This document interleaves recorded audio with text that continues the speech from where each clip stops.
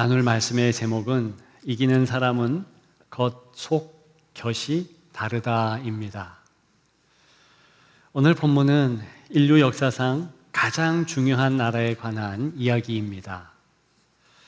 그 나라는 너무나 중요해서 역대기 기자는 그 나라만을 향해 초점을 맞춥니다. 오늘 본문도 그렇지만 역대기 전체가 그렇다는 것입니다. 다윗의 이름이 반복적으로 등장하고 관련 인물과 조직이 자세히 기록되며 이 나라에 대한 압도적인 관심이 전반에 흐르고 있다는 것입니다. 그 나라는 바로 다윗의 왕국이었습니다. 표면적으로 볼 때 다윗의 나라는 크지 않았습니다. 몽골 제국에 비하면 턱없이 작았고 로마나 헬라에 비해 문화적 영향력도 미비했습니다.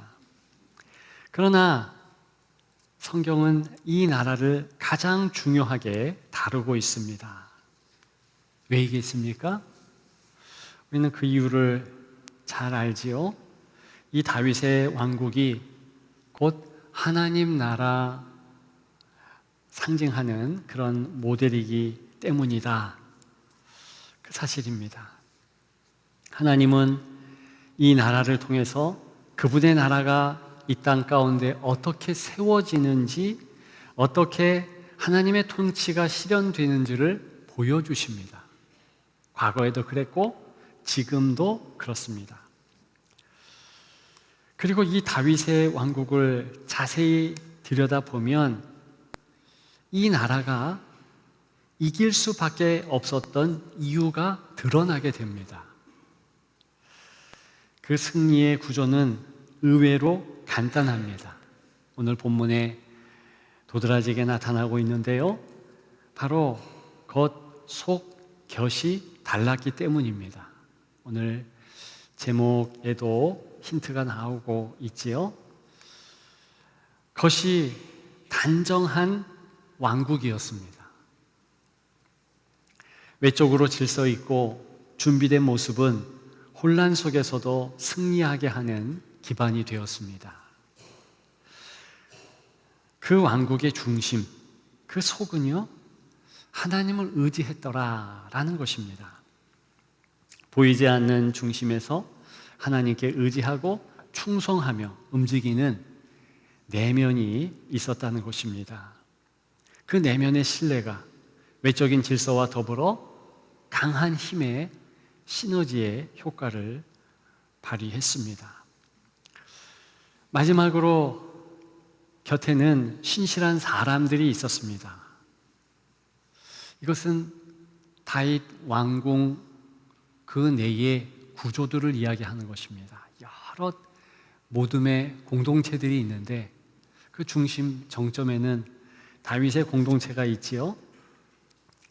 이 다윗 옆에는 신실한 사람들이 있었고 모든 왕국의 공동체들이 그와 같이 되었다라는 것입니다. 다윗은 혼자 걷지 않았습니다.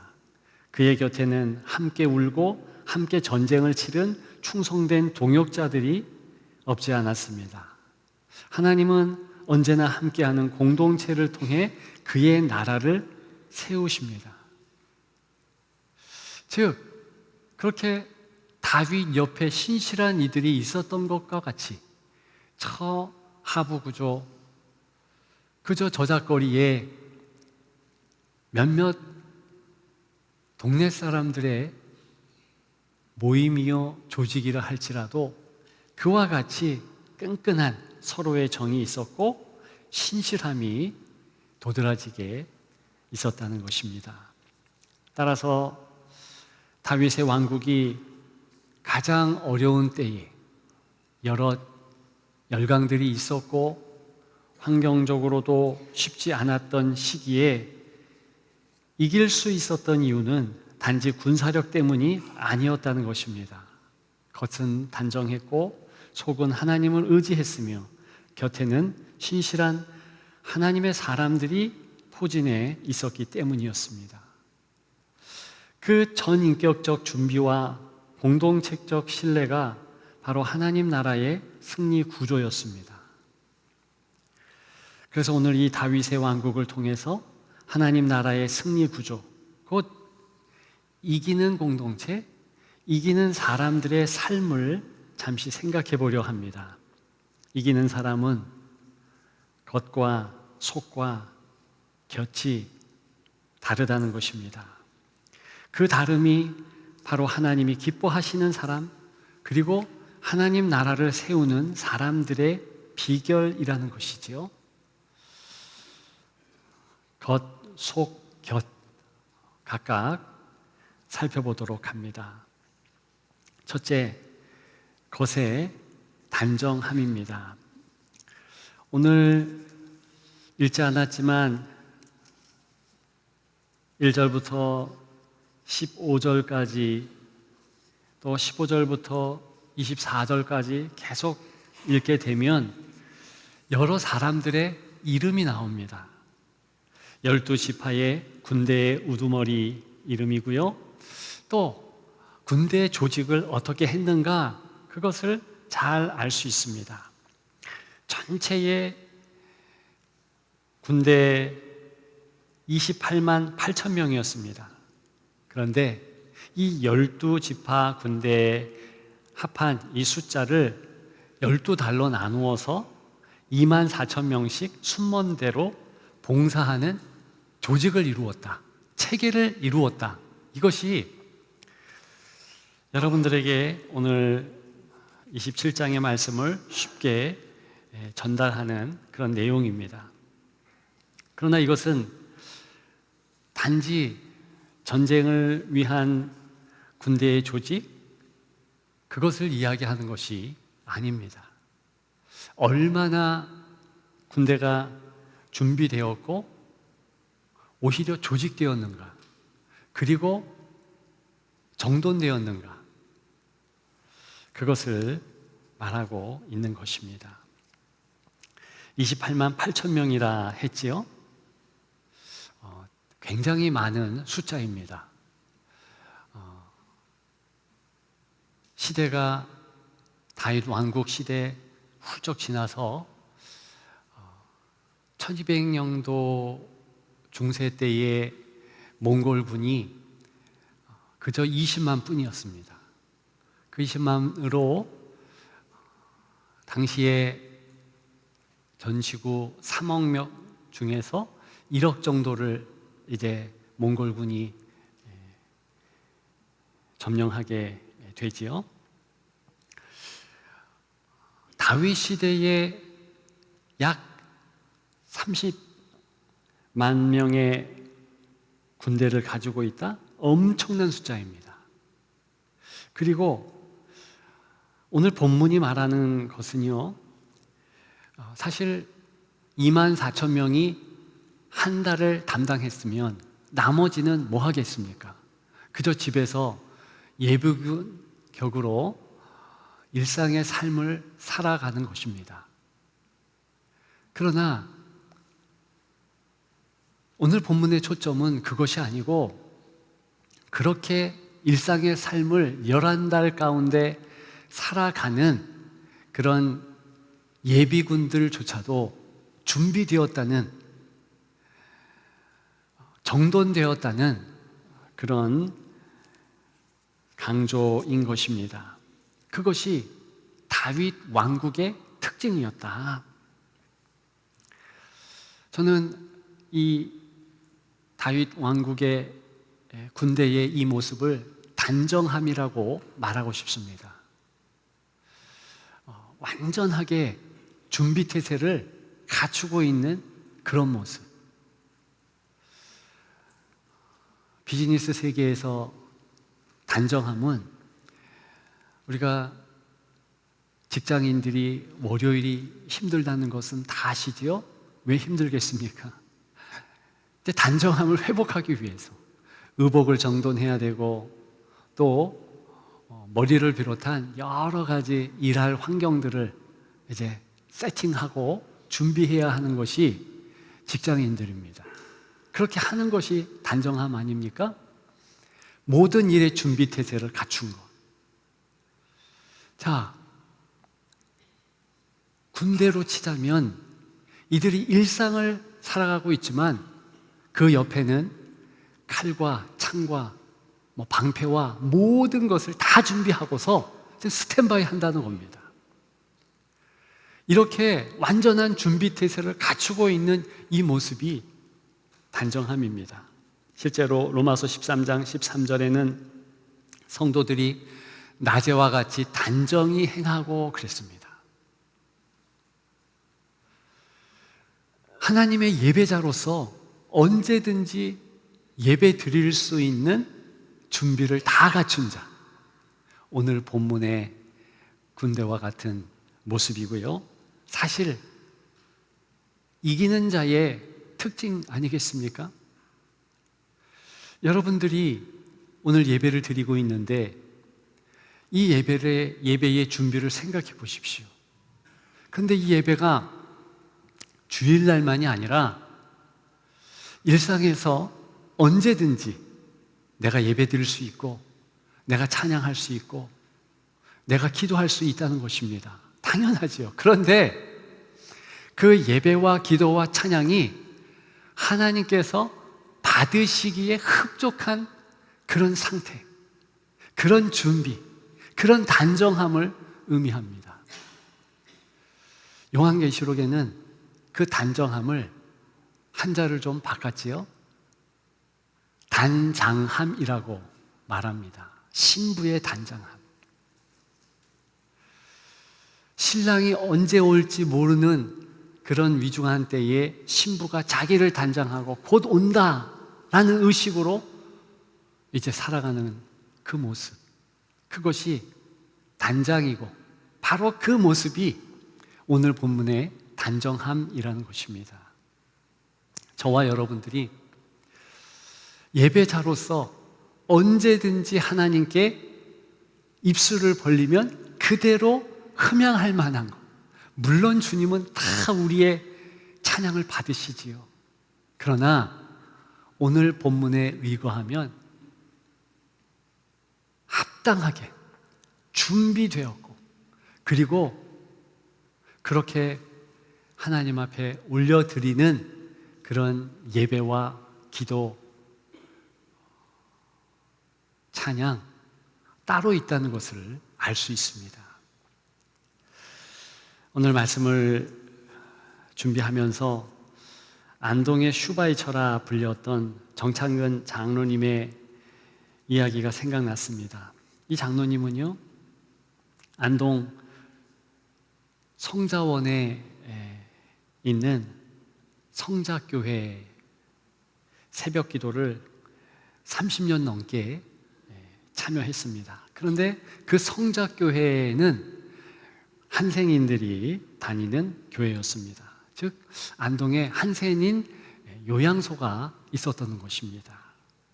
거기에 그 성자원의 원장을 담당하면서 또 개인 병원을 운영하는 이비인후과 의사였지요.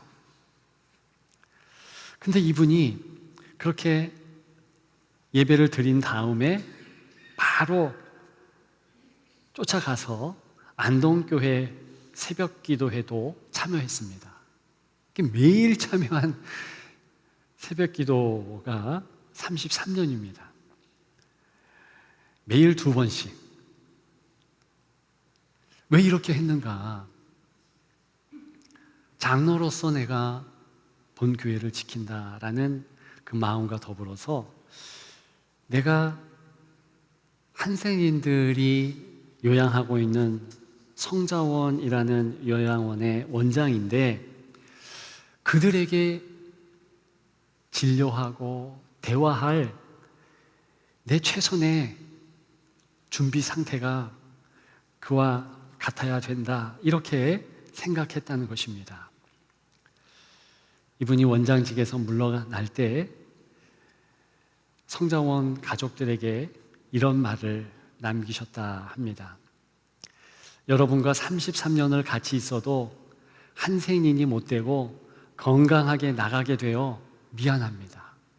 원장 일을 고만하게 되었는데 한센인이 되지 못해서 미안합니다.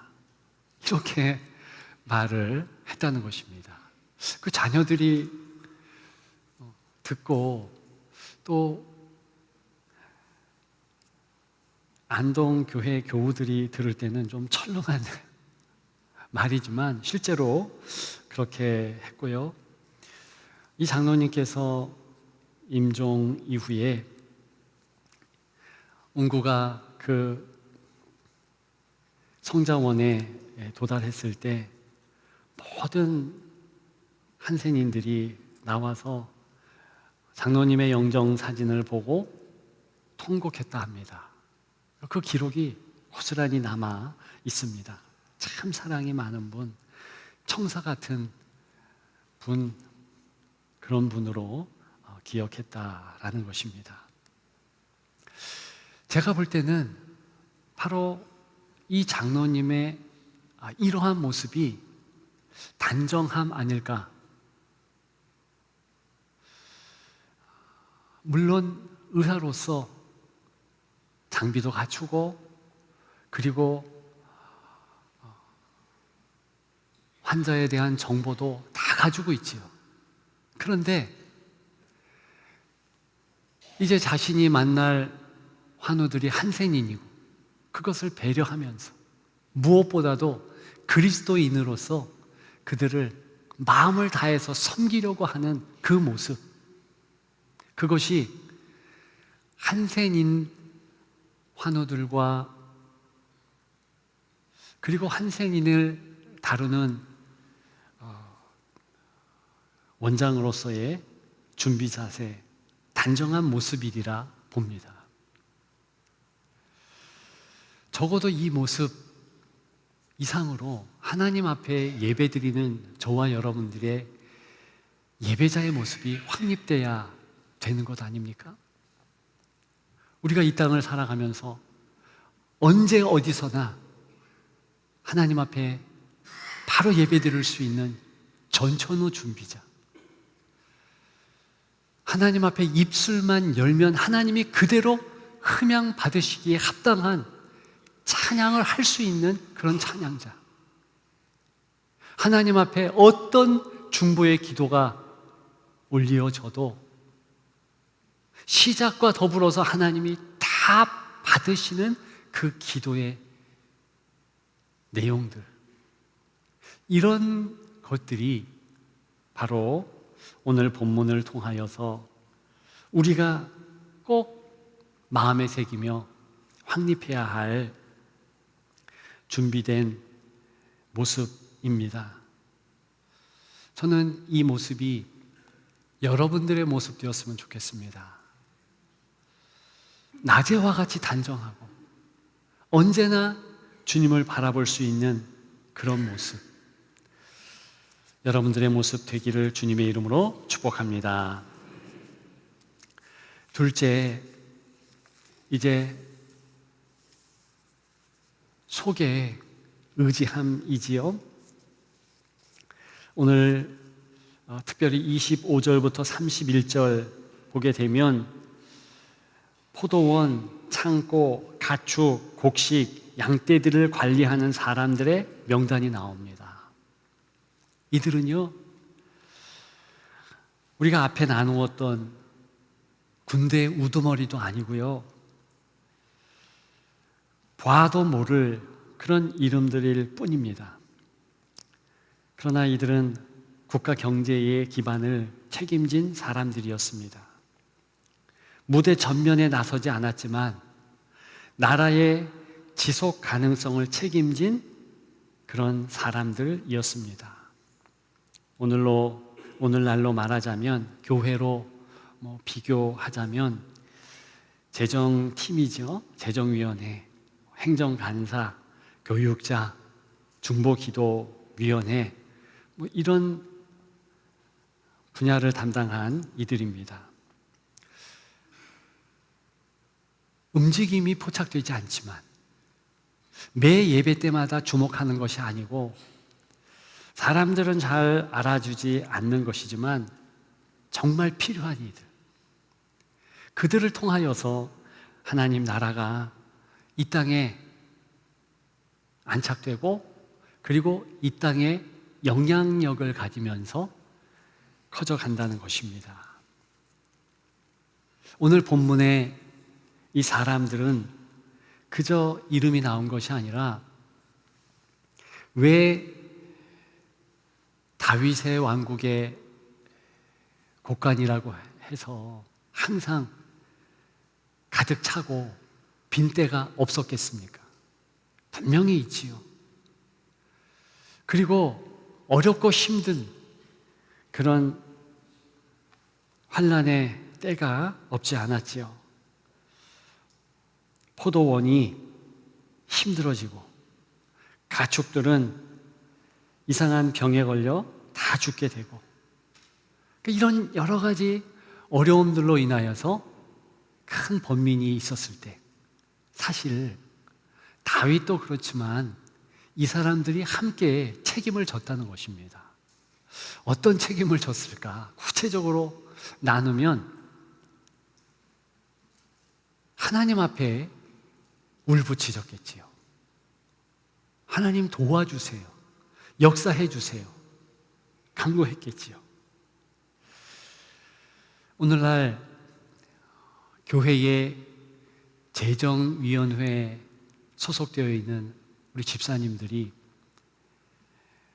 꼭 기억해야 할 것이 있습니다. 교회의 재정에 문제가 생기고 어려울 때 어떻게 해야 됩니까? 울어야 합니다. 그래서 재정위원회는 참으로 기도 잘할 수 있는 분, 교회를 위하여 중보하고 살림살이를 위하여서 눈물 흘릴 수 있는 여성의 마음을 가진 남성 성도가 필요하다는 것입니다. 그런 안수 집사님들이 필요하죠. 우리 교단의 교단법에 의하면 우리 권사님들이나 여성들이 아직은 재정을 관리할 수는 없지요. 이제 정관에서 좀 고쳐서 남녀 종들이 같이 재정 또한 보면 좋겠다 이런 생각들을 나누기는 합니다만 아직은 그렇습니다. 여하간에 남종이 됐든 여성이 됐든 교회의 그런 부분을 바라보며 간구하고 기도하는 그런 아름다운 모습이 너무나 훌륭하지 않겠습니까? 우리 교회의 현재 재정이 어렵다는 뜻이 아닙니다. 우리 교회는 감사하게도 참 주님의 은혜 안에서 재정이 넘쳐나고 그리고 하나님의 은혜 가운데서 나누는 것들이 풍성합니다. 감사하면서 우리가 이런 때일수록 한 번 더 지금 나누고 있는 부분에 대하여서 좀 깊게 생각해보고 준비하면 좋겠다. 교회만 그렇습니까? 여러분들의 가정 또한 마찬가지입니다. 가정도 하나님 나라입니다. 재정에 어려움이 있고 통장에 잔고가 없고 이러면 어떻게 하겠습니까? 바로 그때 역시 하나님 앞에 울어야 한다는 것입니다. 왜요?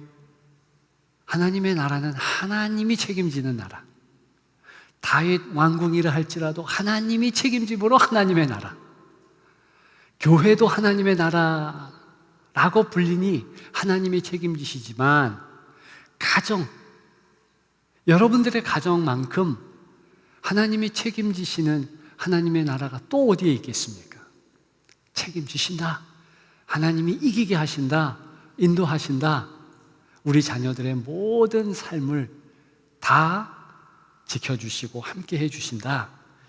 그것을 기억하시면서 그렇게 하나님 앞에 나아가시기를 축복합니다. 다른 방편을 찾는 것도 중요합니다. 그럼에도 가장 먼저 우선순위로 오늘 본문에 보이지 않는 곳에서 충성하는 이 사람들과 같이 우리 또한 하나님 앞에 나아가는, 먼저 하나님 앞에 쫓아가는 그런 이들이 다 되기를 주님의 이름으로 축복합니다. 마지막 세 번째, 곁의 신실함입니다.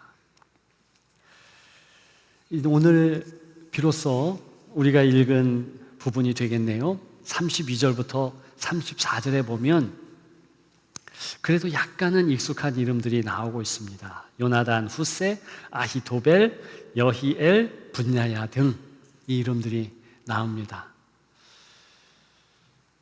본문 마지막에 등장하는 이 사람들은요,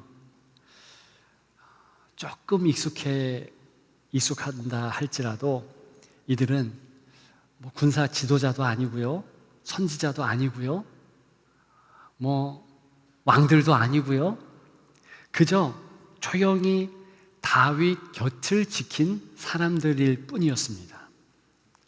조용한 동행자들로서 이 하나님 나라의 방향성을 함께 만들어 갔습니다.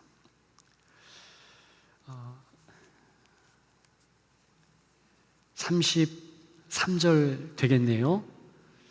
아렉사람 후세는 왕의 벗이 되었고 라고 그랬습니다. 벗이 되었다. 이게 핵심 용어 아닙니까?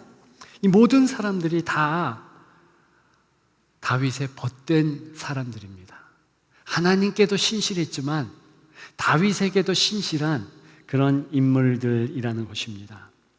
다윗이 힘들고 외롭고 아플 때 그 곁을 부인과 같이 지킨 이들이 바로 이 사람들이었습니다.